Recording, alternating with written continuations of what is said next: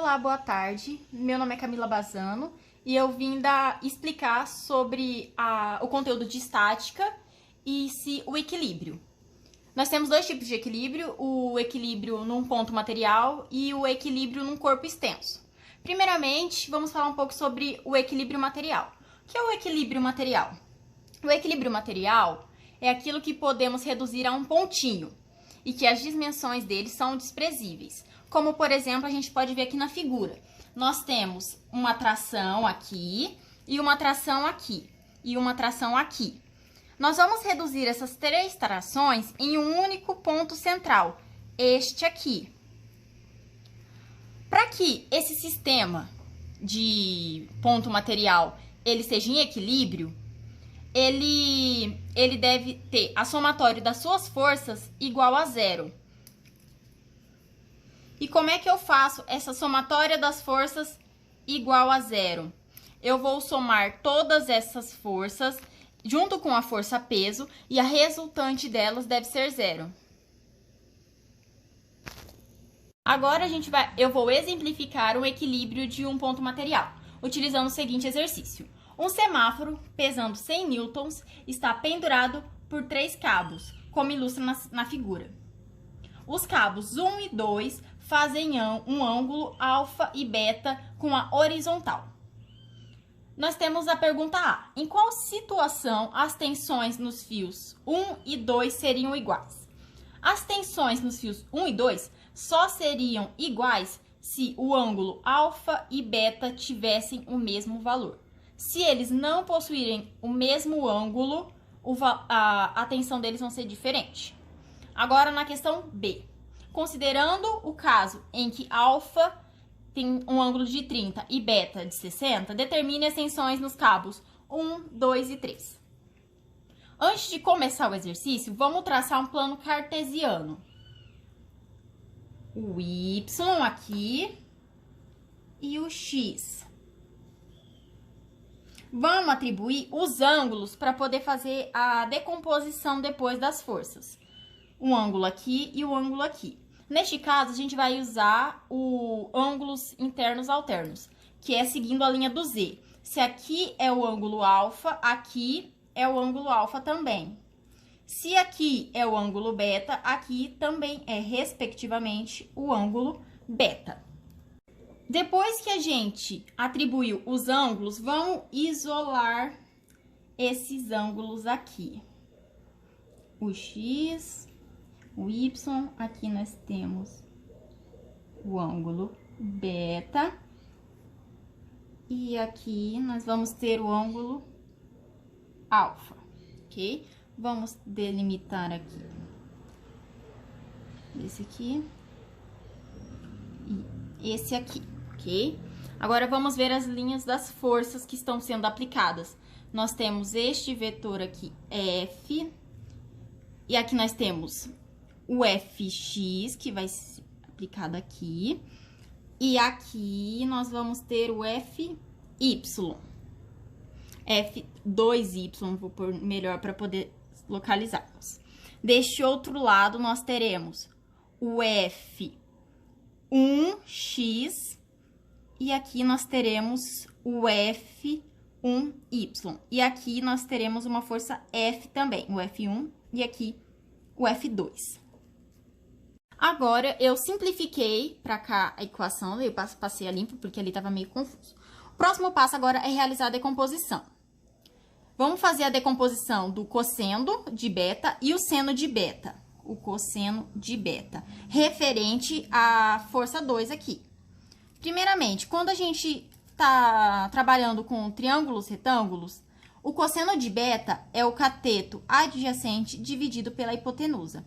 Neste caso, quem é o cateto adjacente? F2 de x. E quem que é a hipotenusa? F2. Logo, o cosseno de beta é igual a F2x dividido por F2. Multiplicando o cruzado, nós temos que a F2 de x é igual o cosseno de beta vezes a força 2. Então, nós temos que esta medida é a força 2 vezes o cosseno de beta. Agora, vamos realizar a descoberta do seno de beta. Vamos fazer aqui em cima. O seno de beta. Seguindo a mesma linha de pensamento, quando a gente trabalha com triângulos retângulos, o seno de beta é o cateto oposto dividido pela hipotenusa. Neste caso aqui, o cateto oposto é quem? Esse aqui, que é f de 2y. E a hipotenusa é o f de 2. Trabalhando da mesma maneira que ali, já simplificando, nós sabemos que o f de 2y é igual o seno de beta vezes o f2.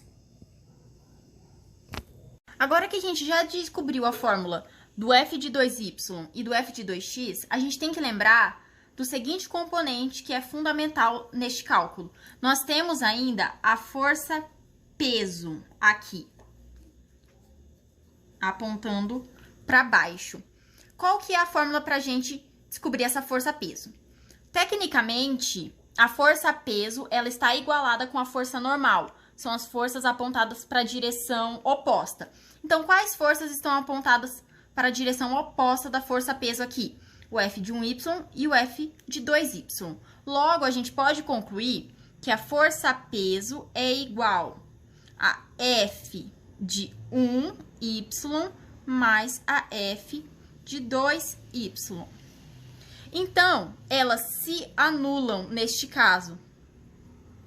Outra coisa, o F de 1x, ele é igual ao F de 2y.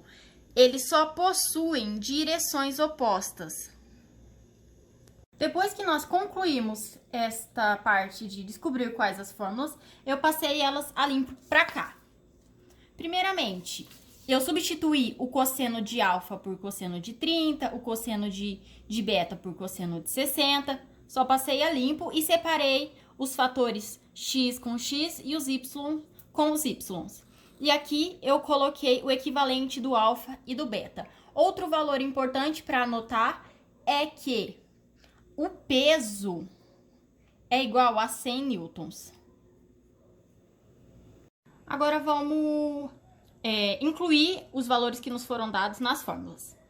Outra fórmula que eu tinha esquecido de incluir naquela hora aqui era que f de 1x é igual a f de 2x. Vamos realizar a substituição primeiro desta fórmula. Vamos realizar ela aqui neste canto. F de 1y mais f de 2y é igual a P. P nós sabemos que vale 100. Então, f de 1y mais f de 2y é igual a 100. Nós temos o valor de f de 1y e f de 2y, que são esse aqui, f de 1 e o f de 2. O f de 1y é f de 1 vezes seno de 30. O seno de 30 é meio, mais f de 2 vezes o seno de 60 é raiz de 3 sobre 2, igual a 100. Agora, a gente vai pegar esta fórmula aqui e vamos aplicar estas incógnitas nessa. Vamos fazer bem aqui. F de 1 vezes cosseno de 30 é igual a f de 2 cosseno de 60. A gente vai realizar essas contas separadamente e depois juntá-las. Agora já resolvemos este valor, descobrimos o cosseno de 30 e o cosseno de 60. Vamos juntar esta fórmula com esta aqui. Eu vou substituir no lugar do F2 este valor aqui. Então, nós temos que F1 sobre 2 mais o F2, qual que é o valor? F1 raiz de 3 sobre 2 vezes raiz de 3 é igual a 100, ok? Nós temos, então, que F1 sobre 2 mais 3F1 dividido por 2 é igual a 100. Agora, vamos fazer o mínimo múltiplo comum, no caso que seria o mais complexo. E a outra maneira é pensar, se aqui é meio e aqui é 1,5, então meio mais 1,5 seria 2F de 1. 2F de 1 igual a 100 é igual a F de 1 igual a 50. Newton, é claro que é a unidade de medida de força. Descobrindo o valor do F de 1, nós podemos substituir ele nesta razão aqui. Então, nós vamos pegar este valor aqui e jogar nesta situação. F de 1 vezes raiz de 3 é igual a F2, ok? Então, F de 1, 50 vezes raiz de 3 é igual a F de 2. Invertendo aqui as posições só para ficar de uma maneira mais clara. Newton. Depois de todas as contas que foram feitas, nós conseguimos o resultado da F2 e da F1.